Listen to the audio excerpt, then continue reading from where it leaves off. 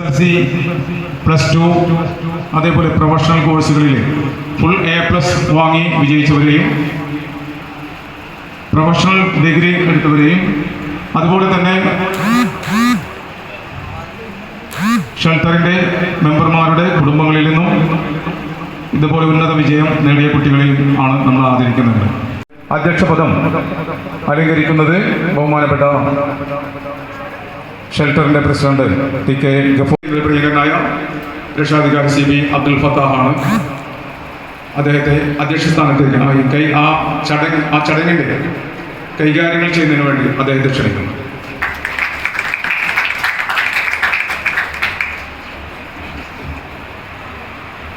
അതുകൊണ്ട് തന്നെ ഞാൻ എൻ്റെ കടമയിലേക്ക് കടക്കുകയാണ്. അതിനു മുമ്പ് നേരത്തെ ഞാൻ സൂചിപ്പിച്ചതുപോലെ ഈ ചടങ്ങ് ഇവിടെ സംഘടിപ്പിക്കുന്നത് പ്രിയങ്കരനായ PM മൊയ്തീൻ ഷാ എന്ന് പറയുന്ന നമ്മുടെ നാട്ടിലൊക്കെ നമ്മോടൊപ്പം ജീവിച്ചിരുന്ന ഒരു മഹൽ വ്യക്തിയുടെ സ്മരണ പുതുക്കിക്കൊണ്ട് അദ്ദേഹത്തിൻ്റെ നാമധേയത്തിൽ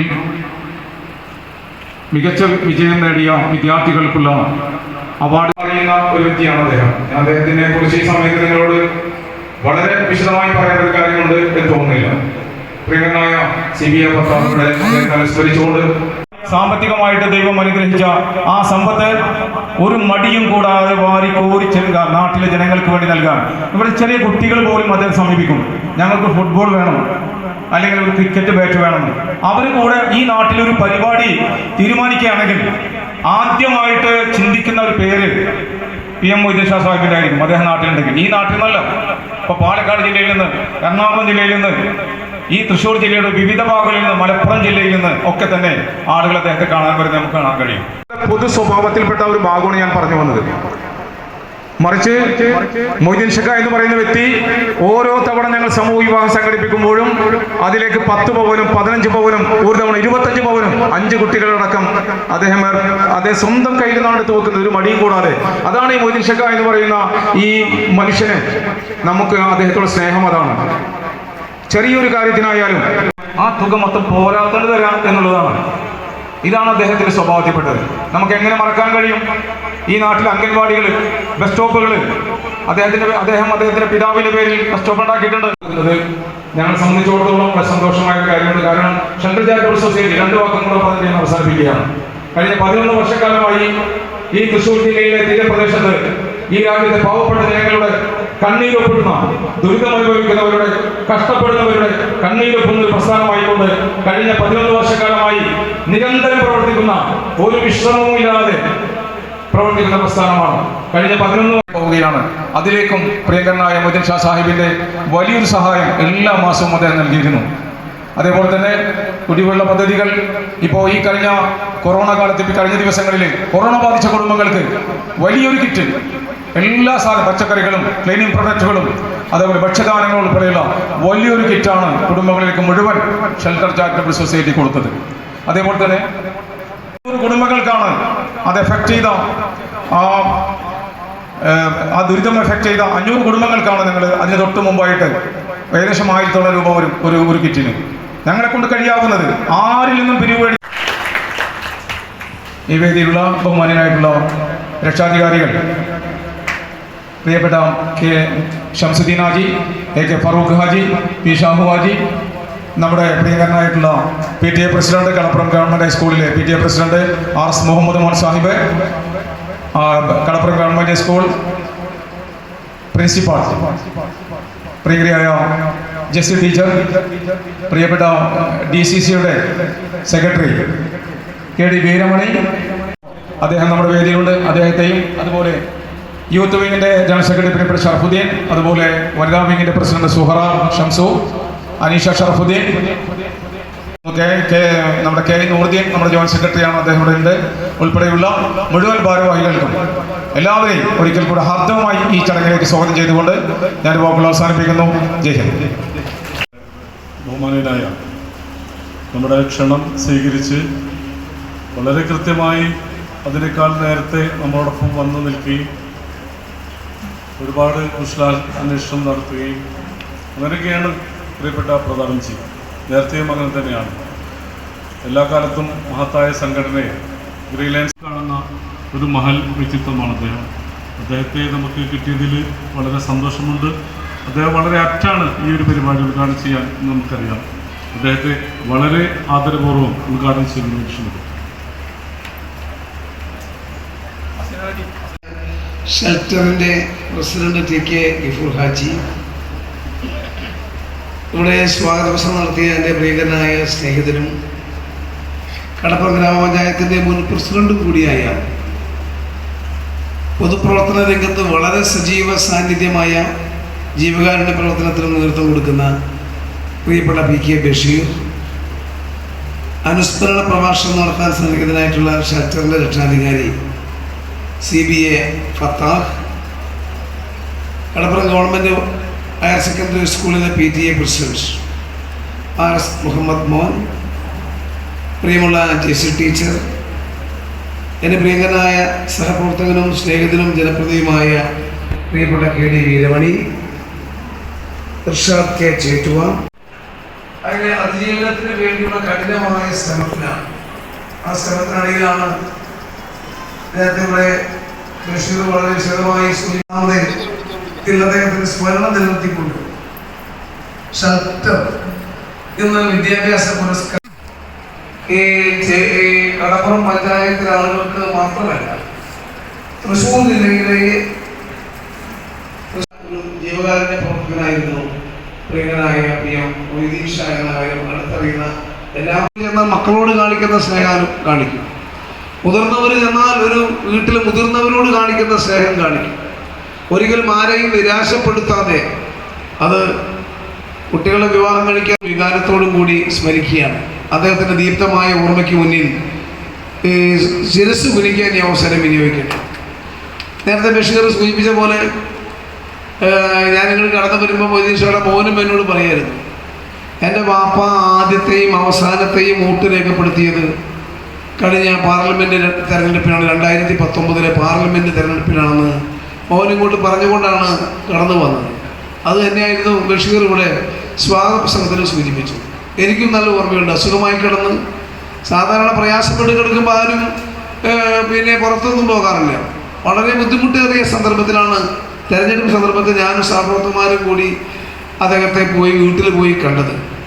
3 നമ്മുടെ കുടുംബാംഗങ്ങളെ കൂടി ഇവിടെ ഇന്ന് ബഹുമാനിക്കുകയാണ്. ഇത്തരത്തിൽ നമ്മുടെ മക്കളിൽ ഈ ഉന്നതമായ വിജയം നേടിയ ഈ മോളാണ് പുതിയ മക്കൾ കൈയടിക്കുന്നുണ്ട്.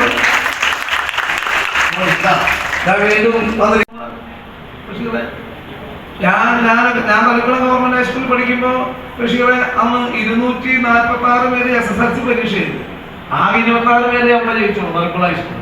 അന്ന് ഞാൻ ജയിച്ചു SSLCക്ക് ചിമ്മിനി വിളക്കിന് നിന്ന്. അന്ന് 10ാം ക്ലാസ് പാസ്സായ 10ാം ക്ലാസ്സിൽ മലയാള സെക്കൻഡിൽ കേരളത്തിൽ സംസ്ഥാനത്ത് 1ാം റാങ്ക് കിട്ടിയ വിദ്യാർത്ഥിയായിരുന്നു ചിമ്മിനി വിളക്കിന് കീഴിൽ.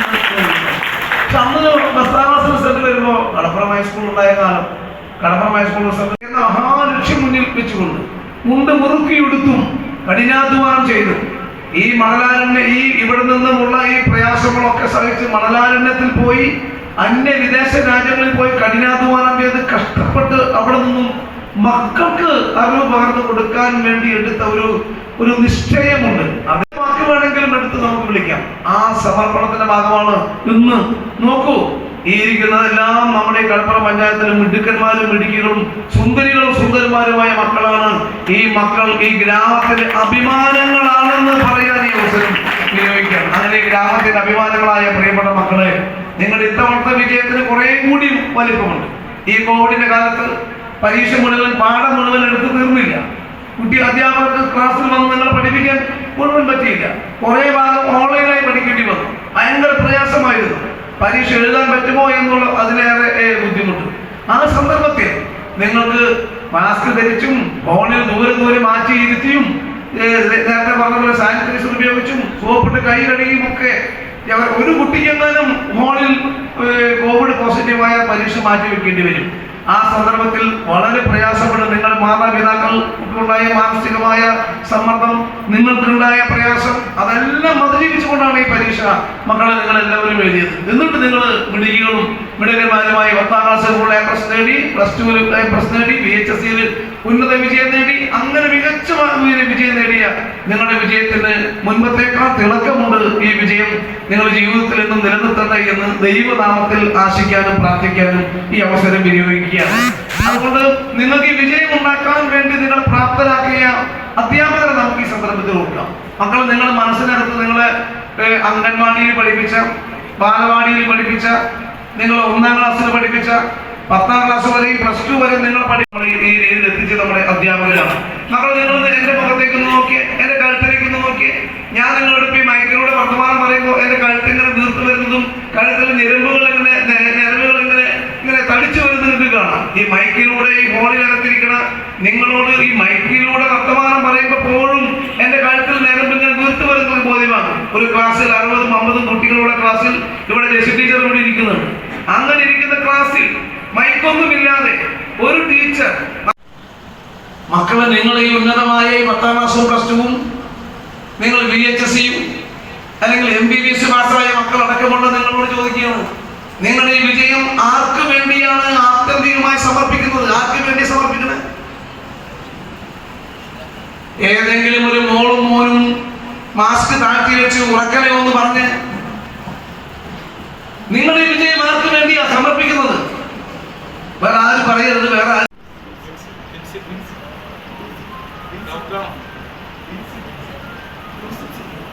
ഡോക്ടർ ബിൻസി സിദ്ദിഖ് പറഞ്ഞു, ഞാൻ എൻ്റെ ഈ വിജയം, ഈ ഡോക്ടറായ വിജയം മാത്രമല്ല, എൻ്റെ ജീവിതത്തിലെ ഈ വിജയം മുഴുവൻ എൻ്റെ മാതാപിതാക്കൾക്ക്, വാപ്പയ്ക്കും ഉമ്മയ്ക്കും സമർപ്പിക്കുകയാണെന്നാണ് പ്രിയപ്പെട്ട പറയുന്നത്. മക്കൾ, നിങ്ങൾ എല്ലാവരെയും മനസ്സല്ലേ അല്ലേ?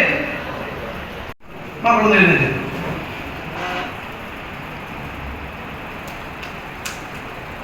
മക്കൾ, നിങ്ങൾ വലത് കൈ ഉയർത്തി. എല്ലാ മക്കളും നിങ്ങളുടെ വലത് കൈ ഉയർത്ത്. മക്കൾ മാത്രം ഉയർത്തും. നിങ്ങൾ കണ്ണടക്കി മക്കളെ, കണ്ണടക്കി നോക്കി അറിയാം. നിങ്ങൾ ഈ വലത് കൈ നിങ്ങളുടെ ഇടത് നെഞ്ചിൽ, ഹൃദയം സ്ഥിതി ചെയ്യുന്ന ഇടത് നെഞ്ചിൽ അമർത്തി വെച്ച് ഇടത് നെഞ്ചിലൊരുക്കി നിങ്ങൾ നിങ്ങളുടെ അമ്മയ്ക്ക്, നിങ്ങളുടെ ഉമ്മയ്ക്ക്, നിങ്ങളുടെ വാപ്പയ്ക്ക്, നിങ്ങളുടെ അച്ഛന് വെച്ച് ഭയന്നിരിക്കുക എന്ന രീതിയിൽ ജീവന്റെ ജീവനായി കണ്ണിലെ കൃഷ്ണമണിയെ പോലെ നിങ്ങൾ ഈ രീതിയിലാക്കി വളർത്തിയ നിങ്ങളുടെ മാതാപിതാക്കളെ ഈ സന്ദർഭത്തിൽ ദൈവത്തിന്റെ നാമത്തിൽ ആ മാതാപിതാക്കളെ സ്മരിക്കാൻ ഓരോ മക്കളോടും വിനയപൂർവ്വം ഒരു അച്ഛന്റെ ഭാഷയിൽ അഭ്യർത്ഥിക്കുക. നിങ്ങൾ മക്കളെ, നിങ്ങൾ ഈ കണ്ണടച്ച് നെഞ്ചിൽ കൈവച്ചു ഒരു നിമിഷം ഒരു കാര്യം ആലോചിച്ചാൽ മതി. ഒരു മൺതരിയുടെ വലിപ്പം പോലും ഇല്ലാതിരുന്നു നിങ്ങൾ 3 ഡോക്ടർമാരെയും മുന്നിൽ ഇരുന്നു കൊണ്ട് അവർ കണ്ണടച്ച് നെഞ്ചിൽ കൈവച്ച് അവരെ മാതാപിതാക്കൾക്ക് വേണ്ടി ഇവിടെ പ്രാർത്ഥിക്കുന്നുണ്ട് നിങ്ങളോട് കൂടെ. ആ അനാട്ടമി വിളിച്ച മക്കളോട് ചോദിച്ചാൽ മനസ്സിലാകും, ഒരു മാതാവിന്റെ വലിപ്പം പോലും നമുക്കുണ്ടായിരുന്നില്ല. നമ്മുടെ ഈ ചൂണ്ടി വിരൽ മണ്ണിലൊന്ന് അമർത്തി ആ ചൂണ്ടി വിരൽ തള്ളവിരൽ കൊണ്ടൊന്ന് അങ്ങോട്ടും ഇങ്ങോട്ട് സ്പർശിച്ചാൽ ഒരു മൺതരി കാണാം. മൺതരി നമുക്ക് തിരിച്ചറിയാം. മക്കളെല്ലാവരും ഇരുന്നോളൂ, നമുക്ക് തിരിച്ചറിയാം. പൊടിയിൽ നിന്നും നമ്മുടെ പൊക്കൽ പൊടിയിലേക്ക് ദൈവം ഘടിപ്പിച്ച ഒരു ഞരമ്പുണ്ട്. ഞരമ്പെന്നോ അല്ലെങ്കിൽ എന്ത് കാര്യങ്ങൾ വിളിച്ചോ, ആ ഞരമ്പിലൂടെ നമ്മുടെ മാതാവിന്റെ പൊക്കൽ പൊടിയിൽ നിന്ന് നമ്മുടെ പൊക്കൽ പൊടിയിലേക്ക് ഈശ്വരൻ ഘടിപ്പിച്ച ഒരു ഞരമ്പ് ഉപയോഗിച്ച് മാതാവ് കളിച്ച മുഴുവൻ ഭക്ഷണവും രക്തമാക്കി തന്നിട്ടാണ് മക്കളെ ഓരോ ദിവസവും ഓരോ പന്തരി വലിപ്പത്തിലാക്കി 9 മാസവും 9 ദിവസവും നമ്മളെ ഇങ്ങനെ കൊണ്ടു നടന്ന നമ്മുടെ മാതാവിനെ അല്ലാതെ ആർക്കാണ് ഈ വിജയം നിങ്ങൾ മക്കളെ നിങ്ങൾ സമർപ്പിക്കുക? ആർക്കാണ് അല്ലാതെ ഈ വിജയം നിങ്ങൾ സമർപ്പിക്കുക? ഒന്ന് ആലോചിച്ച് നോക്കിയേ. ഈ ലോകത്ത് ഇവിടെ 3 ഡോക്ടർമാരിക്കുന്നുണ്ടല്ലോ. ഈ ലോകത്തെ മനുഷ്യന് ഏറ്റവും വലിയ വേദന എന്താണ്? ഞാൻ എന്റെ പെൻസിൽ മുറിക്കും. പെൻസിൽ സ്കൂളിൽ നമ്മൾ പഠിക്കുമ്പോ പെൻസിൽ മുറിഞ്ഞെത്തുമ്പോ സ്ലൈഡിൽ കടലാസ് പെൻസിൽ എന്ന് വിളിക്കുന്ന പെൻസിൽ മുറിഞ്ഞെത്തുമ്പോ ബ്ലേഡ് കൊണ്ട് നമ്മുടെ വിരൽ മുറിഞ്ഞാൽ അയ്യോ എന്ന് പറഞ്ഞ് വിരൽ നമ്മൾ ഒത്തിപ്പിടിക്കും, വേദന കൊണ്ട് ചോര വരാതിരിക്കാൻ. നടന്നു പോകുമ്പോൾ ഒരു കുപ്പിച്ചിന് കൊണ്ടാൽ, ഒരു മുള്ളു കൊണ്ടാൽ, ഒരു കാലൊന്ന് പൊട്ടിയാൽ അപ്പൊ നമ്മൾ പിന്നെ വേദന കൊണ്ട് പൊളയും. അതല്ല മക്കളെ. അല്ലെങ്കിൽ ഈ ഡോക്ടർമാർ സാധാരണ സർജറി തിയേറ്ററിൽ ചെന്ന് ഏതെങ്കിലും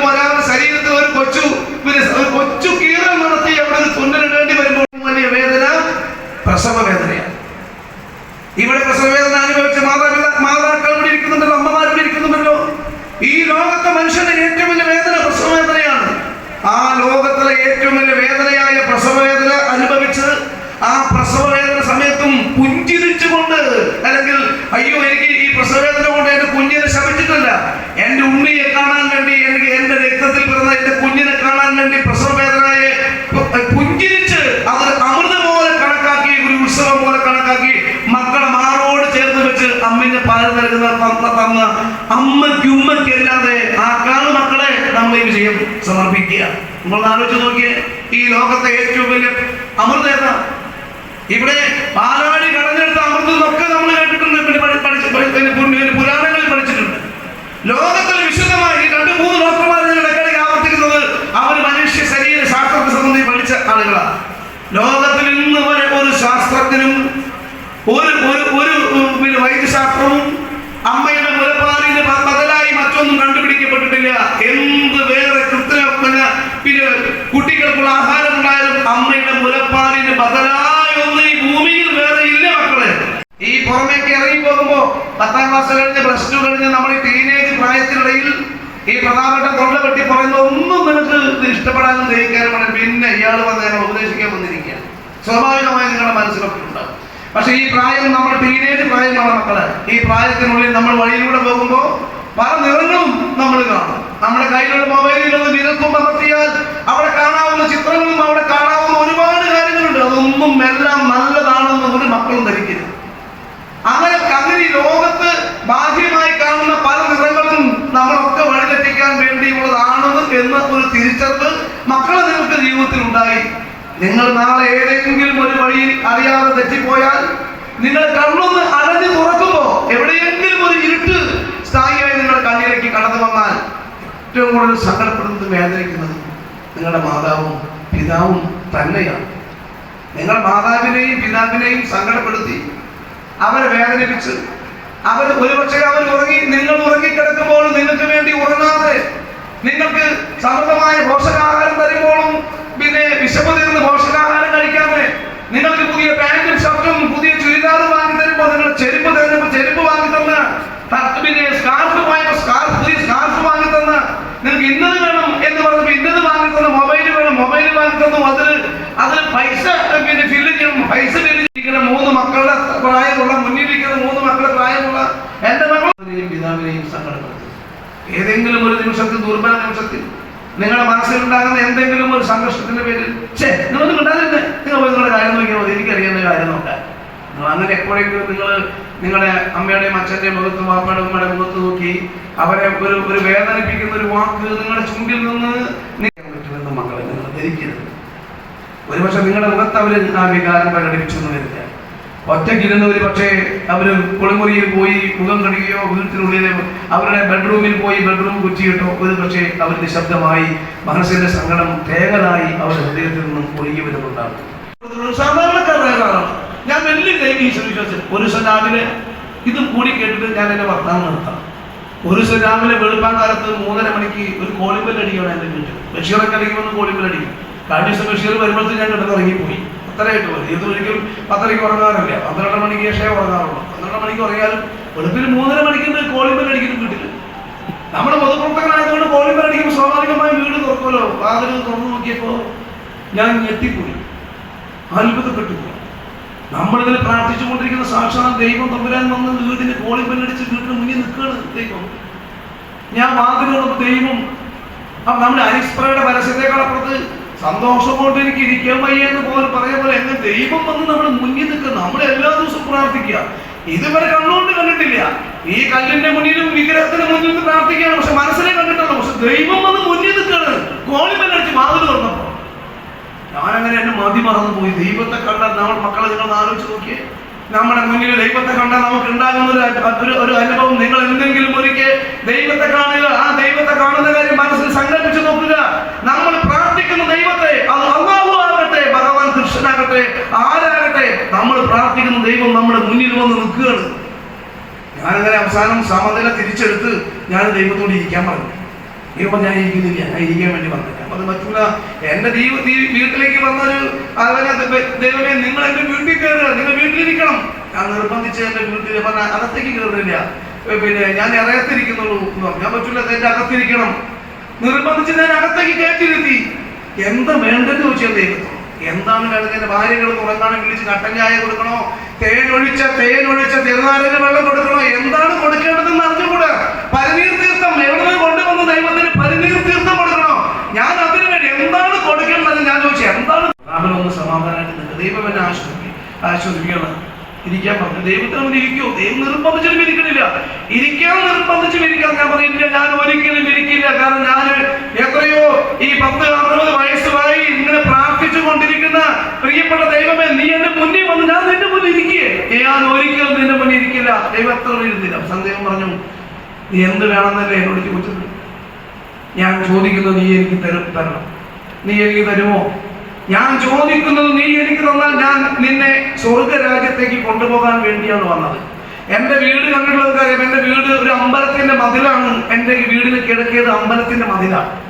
തൊട്ടപ്പുറത്ത് അമ്പലമാണ്, തൊട്ടടുത്ത് ശങ്കരനാരായണ ക്ഷേത്രം. അപ്പൊ എന്നോട് പറഞ്ഞു, നിന്റെ വീടിനോട് ചേർന്ന് ഈ അമ്പലത്തിന്റെ അപ്പുറത്തുള്ള ആൽമരച്ചോട്ടിൽ ഞാൻ പുഷ്പക വിമാനം കൊണ്ടുവന്ന് നിർത്തിയിട്ടുണ്ട്. ദൈവം പുഷ്പങ്ങളുടെ വിമാനത്തിലാണ് വന്നത്. എന്റെ വീട്ടിലേക്ക് പുഷ്പക വിമാനം കൊണ്ടുവന്ന് നിർത്തിയിട്ടുണ്ട്. ഞാൻ ചോദിക്കുന്നു നീ എനിക്ക് തരണം. അത് തന്നാൽ ഞാൻ നിന്നെ ഈ പുഷ്പക വിമാനത്തിൽ ഉടനോടെ ഞാൻ നിന്നെ സ്വർഗത്തിലേക്ക് കൊണ്ടുപോകുന്നു പറഞ്ഞു. നമ്മൾ സ്വർഗത്തിൽ പോകാൻ വേണ്ടിയിട്ടല്ലേ ആഗ്രഹിക്കുന്നത്? ഈ ഭൂമിയിൽ ജീവിക്കുന്നത് എന്തിനാ? ബഷീർ എന്തിനാ സെക്രട്ടറി നടക്കുന്നത്? ഇവിടെ ഓരോന്നേ നടക്കുന്നത്. ഈ ഒരു ഗുണവും നേരെ കിട്ടാൻ പോണില്ല ബഷീറെ. ഒന്നും കിട്ടില്ല. 10 കാര്യം ചെയ്ത 11ാമത്തെ കാര്യം ചെയ്തില്ലെങ്കിൽ 10 കാര്യം ചെയ്തതും പോയി ഒരു കാര്യം ഉണ്ടാവില്ല. എല്ലാവരും കുറ്റം പറയും, ചെയ്തവരാരും നന്ദി പറയില്ല. പോട്ടെ, അത് പൊതുവെയുള്ള കാര്യമാണ്. ദൈവത്തിന്റെ പുഷ്പക വിമാനത്തിൽ ഉടലോടെ കൂടി സ്വർഗത്തിലേക്ക് പോകാന്ന് പറഞ്ഞാൽ അതിനേക്കാൾ വലിയൊരു ഭാഗ്യം ഈ ലോകത്ത് വേറെ മക്കളെ വേറെ വല്ലതും ഉണ്ടോ? ഞാൻ പറഞ്ഞു, ദൈവമേ, ഞാൻ എന്താണ് നിന്നോട് പറയേണ്ടതെന്ന് എനിക്ക് അറിഞ്ഞുകൂടാ.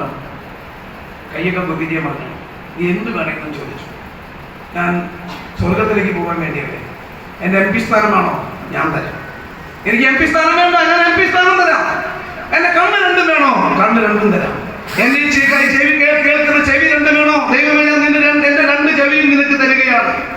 ഈ വർത്തമാനം പറയാൻ നീ എനിക്ക് തന്നെ നാവ് വേണോ? ഞാൻ നാവ് നിനക്ക് തരികയാണ്. എന്റെ കാലും തരാം, എന്റെ കൈയും തരാം, എന്റെ ശരീരത്തിലെ ഏത് അവയവങ്ങളും തരാം. നീ എന്ത് വേണമെങ്കിലും ചോദിച്ചോളൂ, ഞാൻ തരാൻ തയ്യാറാണ്. നീ എന്നെ ഉടലോടെ സ്വർഗത്തേക്ക് പുഷ്പക വിമാനത്തിൽ കൊണ്ടുപോകാൻ പോകല്ലേ? ദൈവം പുഞ്ചിരിച്ചുകൊണ്ട് എന്റെ മുഖത്തേക്ക് വെളുപ്പാങ്കാലത്ത് 3:30 മണിക്കാണെന്ന് ആലോചിക്കണം, പുഞ്ചിരിച്ചുകൊണ്ട് എന്നോട് പറഞ്ഞു, പ്രതാപ, എനിക്ക് വേണ്ടത് നിന്റെ മകൻ ആഷിഖിനെയും നിന്റെ മകൾ ആൻസിയെയുമാണ്. എന്റെ മകന്റെ പേര് ആഷിഖ് എന്നാണ്, എന്റെ മകളുടെ പേര് ആൻസി എന്നാണ്. ദൈവം എന്നോട് പറയുന്നത്, നിന്റെ മകൻ ആഷിഖിനെയും നിന്റെ മകൾ ആൻസിയെയുമാണ് എനിക്ക് വേണ്ടത്. അത് രണ്ടും തരൂ, ഞാൻ നിന്നെ സ്വർഗത്തിലേക്ക് കൊണ്ടുവരാം. കുറച്ചു നേരം എന്താ സംഭവിച്ചതെന്ന് എനിക്ക് അറിഞ്ഞുകൂടാ. പിന്നെയാണ് ഞാൻ മനസ്സിലാക്കിയത്, ഞാൻ ഓർമ്മ നഷ്ടപ്പെട്ട് പെട്ടെന്ന് എൻ്റെ ഓർമ്മ പോയി. ഞാൻ നിലത്ത് വീണു. ഓർമ്മ തിരിച്ചു കിട്ടിയപ്പോൾ ഞാൻ ദൈവത്തിൻ്റെ 2 കാലുകളും കെട്ടിപ്പിടിച്ചു. ഞാൻ ദൈവത്തോട് കരഞ്ഞുകൊണ്ട് പറഞ്ഞു, എൻ്റെ കണ്ണിൽ നിന്ന് കണ്ണീരാണോ രക്തമാണോ ഉതിർന്നു വീഴുന്നതെന്ന് എനിക്ക് ഓർമ്മയില്ല. കണ്ണീരും രക്തവും കൂടി ചേർന്ന കണ്ണീര് ഒഴുകിക്കൊണ്ട് ആ കണ്ണീര് ദൈവത്തിന്റെ 2 പാദങ്ങളിലും ദൈവത്തിന്റെ കാലുകളിലേക്ക് എന്റെ കണ്ണിൽ നിന്നും ചൂട് രക്തം ഒഴുകിക്കൊണ്ട് ഞാൻ എന്നെ ദൈവത്തിന്റെ കാല് കെട്ടിപ്പിടിച്ച് പറഞ്ഞു, ദൈവമേ, നീ എന്ത് വേണമെങ്കിലും വേറെ ആവശ്യപ്പെട്ടു, നീ എന്റെ ആശിക്കനെ ഞാൻ നിനക്ക് ഒരിക്കലും തരില്ല. നീ എന്റെ ആവശ്യമോള ഞാൻ ഒരിക്കലും തരില്ല. എന്റെ ജീവനാണ്. ഞാൻ അവരെ സ്നേഹിച്ചു കൊതു തീർന്നിട്ടില്ല. ഞാൻ അവരെ കണ്ടിട്ട് എന്റെ കണ്ണിന്റെ കുളിർ തീർന്നിട്ടില്ല. അവരാണ് എന്റെ ജീവന്റെ ജീവൻ. എനിക്ക് അവരെ വിട്ടിട്ട് ഈ ലോകത്ത് വേറെ ഒന്നുമില്ല. ഞാൻ ഒരിക്കലും എന്റെ മക്കളെ തരില്ല. വേറെ എന്ത് വേണമെങ്കിലും ഞാൻ തരാം. ഞാൻ ഒന്നും കൂടി ആവർത്തിച്ചു, നീ എന്റെ പിരിക്കോടനോട് സ്വർഗത്തിൽ കൊണ്ടുപോണ്ട. എനിക്ക് സ്വർഗരാജ്യം വേണ്ട, എന്റെ പുഷ്പക വിമാനവും വേണ്ട. എനിക്ക് എന്റെ മക്കളെ മാത്രം മതി. നീ നിന്റെ നരകത്തിലേക്ക് എന്നെ കൊണ്ടുപോയിക്കോ. ആ നരകത്തിലെ തേവും പാമ്പും ഒക്കെ എന്നെ എത്ര വേണമെങ്കിലും അവരുടെ വിഷമൊക്കെ ചെയ്തി എന്നെ എങ്ങനെ വേണമെങ്കിലും ഉപദ്രവിച്ചോട്ടെ. എന്റെ മക്കളെ ഞാൻ തരില്ല. എന്റെ ആഷിഖ് മോനും എന്റെ ആഷിഖ് മോളും ഞാൻ സ്നേഹിച്ച് തീർന്നിട്ടില്ല, കൊതി തീർന്നിട്ടില്ല, ഞാൻ തരില്ലെന്ന് പറഞ്ഞ് ദൈവത്തിന്റെ കാല് കെട്ടിപ്പിടിച്ചു. കരഞ്ഞ് എന്റെ കണ്ണീരിന് അവസാനം കണ്ണീരിന് പകരം രക്തം ദൈവത്തിന്റെ കാൽപാദങ്ങളിലൂടെ ഒഴുകി. ഈശ്വരന്റെ എന്റെ കാല് എന്റെ കണ്ണിന്റെ രക്തം കൊണ്ട് കഴുകി കളഞ്ഞപ്പോ ദൈവത്തിന്റെ കൈ പതുക്കിന് എന്റെ തലയിലേക്ക് ഇങ്ങനെ വരുന്നത് ഞാൻ കാണാനിടയായി. ദൈവം പറഞ്ഞു, പ്രതാപ, ഞാൻ നിന്നെ പരീക്ഷിക്കാൻ വേണ്ടി വന്നതാണ്. നിനക്ക് അധികാരമാണോ വലുത്? സ്വർഗരാജ്യമാണോ വലുത്? പുഷ്പക വിമാനമാണോ വലുത്? സമ്പത്തും സൗഭാഗ്യമാണോ വലുത്? അതോ നിന്റെ മക്കളാണോ നിനക്ക് വലുത് എന്ന് ഞാൻ നിന്നെ പരീക്ഷിക്കാൻ വേണ്ടി വന്നതാണ്. എന്റെ പരീക്ഷണത്തിൽ നീ ജയിച്ചിരിക്കുന്നു. നിനക്ക് വലുത് നിന്റെ മക്കളാണ്, നിനക്ക് വലുത് നിന്റെ മക്കളാണ്, മക്കൾ വരില്ലെന്ന് നീ പറഞ്ഞിരിക്കുന്നു. മക്കളെ, പ്രിയപ്പെട്ട മക്കളെ, ഇത് ഞാൻ ഇവിടെ ഇരിക്കുന്ന മക്കളോട് പറയുന്നത്, ഒരു പ്രതാപന്റെ മുന്നിൽ വെളുപ്പാൻ കാലത്തെ 3:30 മണിക്ക് ദൈവം വന്ന് മുട്ടി വിളിച്ചത് പറഞ്ഞതുപോലെ ഈ ഇവിടെ വരാത്ത, ഇവിടെ വന്നിട്ടുള്ളവരും വരാത്തവരുമായ മക്കളെ, നിങ്ങളുടെ ഓരോ മാതാവിന്റെയും പിതാവിന്റെയും ഹൃദയത്തിനകത്തേക്ക് ദൈവത്തിന്റെ മുട്ടും വിളിയുമുണ്ട്. ആ മുട്ടും വിളിയിൽ നിങ്ങളുടെ മാതാവും പിതാവും നിരന്തരമായി ദൈവത്തോട് പറഞ്ഞു, എന്റെ മകൾ, എന്റെ മകൻ, അവന് വേണ്ടിയാണ് എന്റെ സമർപ്പണവും പ്രാർത്ഥനയും എന്നാണ്. മകളെ, നിങ്ങൾ ആ മാതാവിനെയും പിതാവിനെയും സങ്കടപ്പെടുത്തൂ മക്കളെ. സങ്കടപ്പെടുത്തിയിട്ട് നിങ്ങൾ നാളെ ഡോക്ടറായിട്ടും എഞ്ചിനീയറായിട്ടും നിങ്ങൾ IAS-കാരനായിട്ടും IPS-കാരനായിട്ടും അല്ലെങ്കിൽ വലിയ ബിസിനസ്സുകാരനായിട്ടും മൊയ്തീൻഷമാരായിട്ടും ആരായിട്ടും എന്തെന്റെ കാര്യം മക്കളെ, നിങ്ങളുടെ മാതാവിനെയും പിതാവിനെയും സങ്കടപ്പെടുത്തി അതിൽ നിന്നുകൊണ്ട് ഒരു കഞ്ഞി പിടിച്ചാൽ മതി. നിങ്ങളുടെ മാതാവിനെയും പിതാവിനെയും സങ്കടപ്പെടുത്തി വിജയം നേടിയ മക്കളോട് ഈ ഒരു പ്രതാപൻ എന്ന് എടുക്കണം. ഞാൻ നിങ്ങളത് മാപ്പ പറയുന്ന പോലെ, അച്ഛൻ പറയുന്നത്, എനിക്ക് നിങ്ങളൊക്കെ എന്റെ മക്കൾക്ക് തുല്യം തന്നെയാണ്. അതുകൊണ്ടാണ് ഞാൻ നിങ്ങളെ തുടക്കത്തിൽ മക്കളെ വിളിച്ച് ഞാൻ നിങ്ങൾ എന്റെ മക്കൾക്ക് തുല്യമാണ്. മക്കളോട് പറയുന്നത്, ഒരിക്കലും നിങ്ങളെ മാതാവിനെയും പിതാവിനെയും സങ്കടപ്പെടുത്തി അവസരം സന്തോഷിക്കുകയാണ്. നിങ്ങൾ പ്രതാപേട്ടൻ ഈ പറഞ്ഞതിൽ എന്തെങ്കിലും ഒരു കാര്യം നിങ്ങളുടെ മനസ്സിനകത്തെ പുസ്തകത്തിനുള്ളിൽ, ഹൃദയത്തിന്റെ പുസ്തകത്തിനുള്ളിൽ നിങ്ങളുടെ പിന്നെ ചിന്ത കൊണ്ടൊന്ന് കുറിച്ച് വെച്ചിരുന്നുവെങ്കിൽ ഇത്ര നേരം ഈ ശബ്ദം ഇടറിയതിന് ഒരു ചെറിയ പ്രതിഫലം ഉണ്ടാകുമല്ലോ എന്ന് കൂടി പ്രതീക്ഷിച്ചുകൊണ്ടും ആശിച്ചുകൊണ്ടും എല്ലാ മക്കൾക്കും ഹൃദയത്തിന്റെ പ്രാർത്ഥന സമർപ്പിക്കുകയാണ്. നിങ്ങൾ ഇനിയും നല്ല മക്കളായി വിജയിച്ചു വരട്ടെ എന്ന് ആശിക്കുന്നു. ജീവിതത്തിൽ നിങ്ങൾക്ക് A+ കിട്ടട്ടെ എന്ന് ഒരിക്കൽ കൂടി ഈശ്വരനോട് ധ്യാനിച്ചുകൊണ്ട് ഈ ചടങ്ങ് ഉദ്ഘാടനം ചെയ്യുന്നതായി പ്രഖ്യാപിക്കും.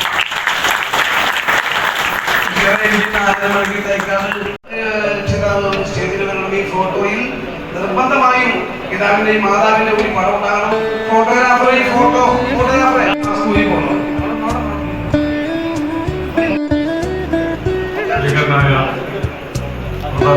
സമ്മാനിക്കുന്നത് എല്ലാവരും ആദരവോടുകൂടി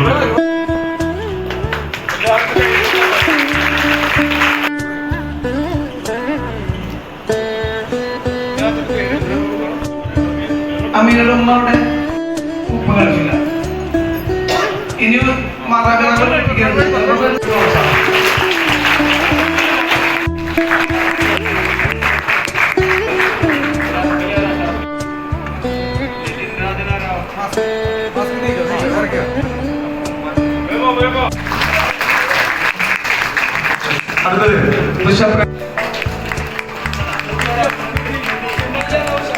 സുമയ്യ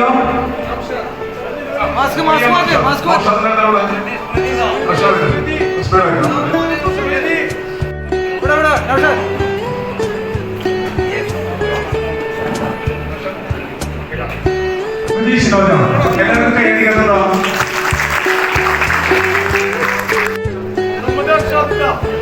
പ്രവീണ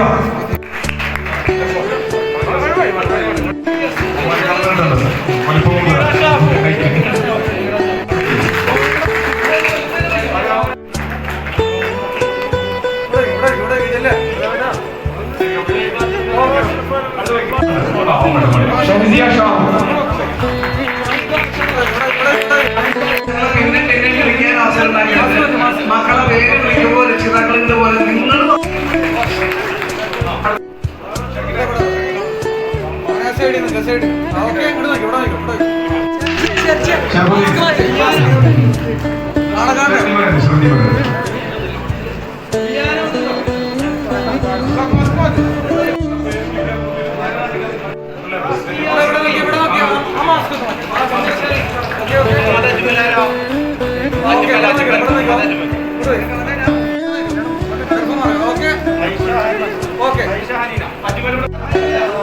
ആയിഷ ഹനീന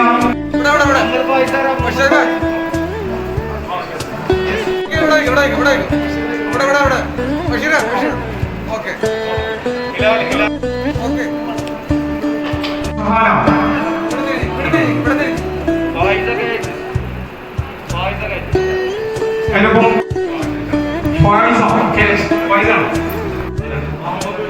അഹമ്മദ് വാസിം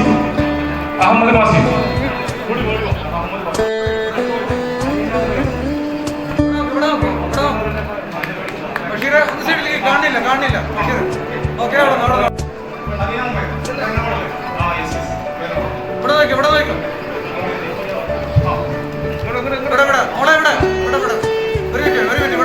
അമൽസിയ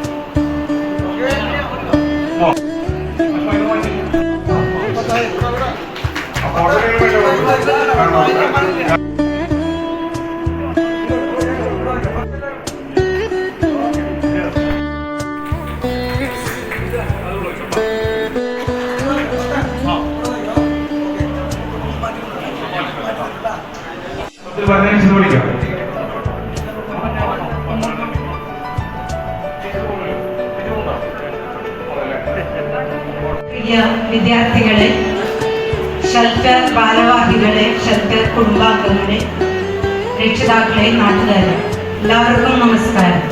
വളരെ ധന്യമായ ഒരു മുഹൂർത്തത്തിനാണ് നാം ഇവിടെ ഇന്ന് സാക്ഷ്യം വഹിച്ചത്. ഷെൽട്ടർ ചാരിറ്റബിൾ സൊസൈറ്റിയുടെ നേതൃത്വത്തിൽ PM മൊയ്തീൻ ഷാ സ്മാരക പുരസ്കാരം വിതരണം ചെയ്യുന്നതിന് ഈ വേദിയിൽ എന്നെ ക്ഷണിച്ചതിന് ആദ്യമായി ഷെൽട്ടർ നേതൃത്വത്തോട് ഞാൻ നന്ദി പറയുന്നു. അതോടൊപ്പം എൻ്റെ മുന്നിലിരിക്കുന്ന ഉന്നത വിജയം നേടിയ വിദ്യാർത്ഥികളെ ഇനിയും ഉന്നതത്തിൻ്റെയും നന്മയുടെയും വൻ മരങ്ങളായി മാറാൻ നിങ്ങൾക്ക് കഴിയട്ടെ എന്ന് ഞാൻ ആശംസിക്കുന്നു.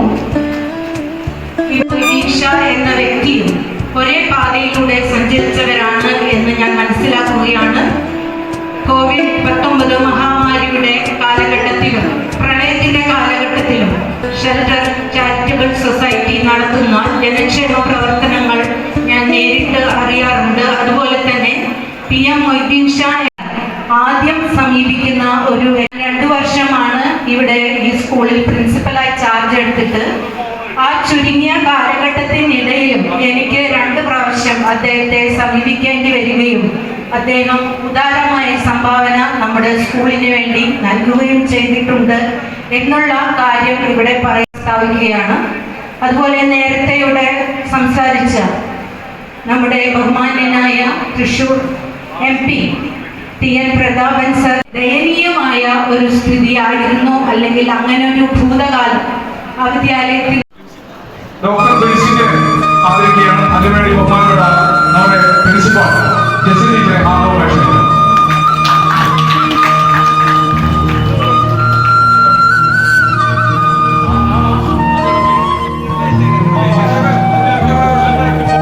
അഭിമാനമായി അവരെ ആദരിക്കുന്ന ബഹുമാനപ്പെട്ട അവരെ ആദരവ്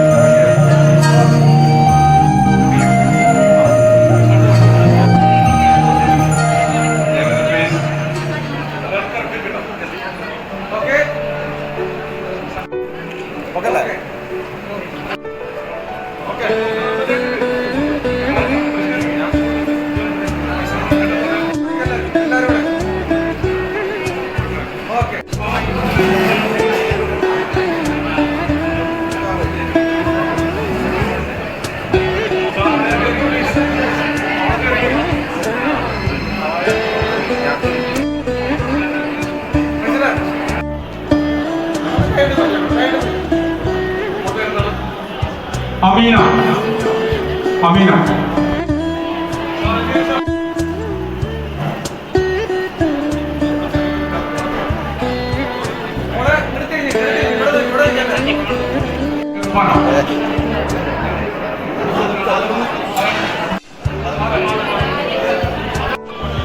അഫ്ന എം ഷംസുദ്ദീൻ ഹാജി നമ്മുടെ രക്ഷാധികാരിയാണ് ആദരിക്കുന്നത്.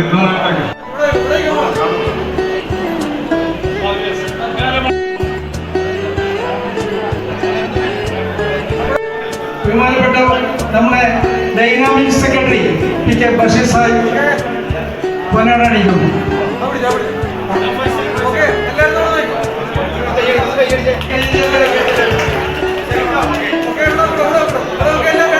നമ്മുടെ പ്രിയപ്പെട്ട പൈസലാണ്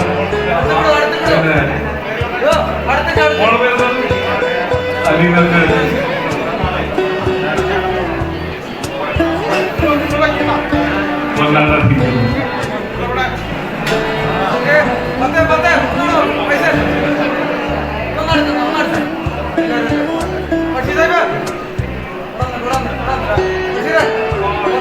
കേൾപ്പിജാബിന്റെ കരുത്തനായ general secretary P K Sharafuddin,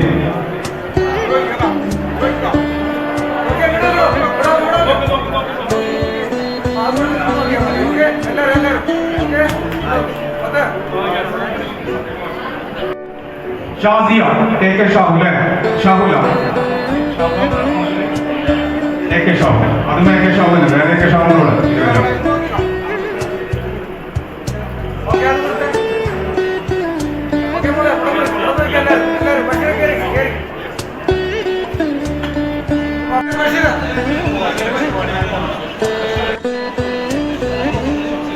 നമ്മുടെ ട്രഷററാണ് ആദരിക്കുന്നത്.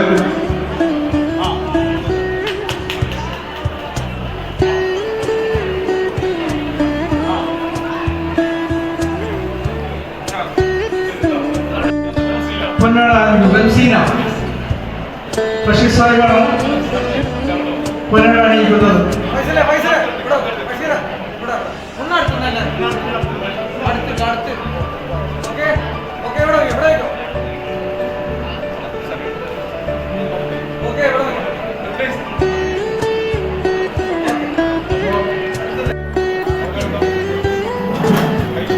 ബഹുമാനപ്പെട്ട നമ്മുടെ സംഘടന secretary P K Basheer Sahib പൊന്നാട അണിയിക്കുന്നു.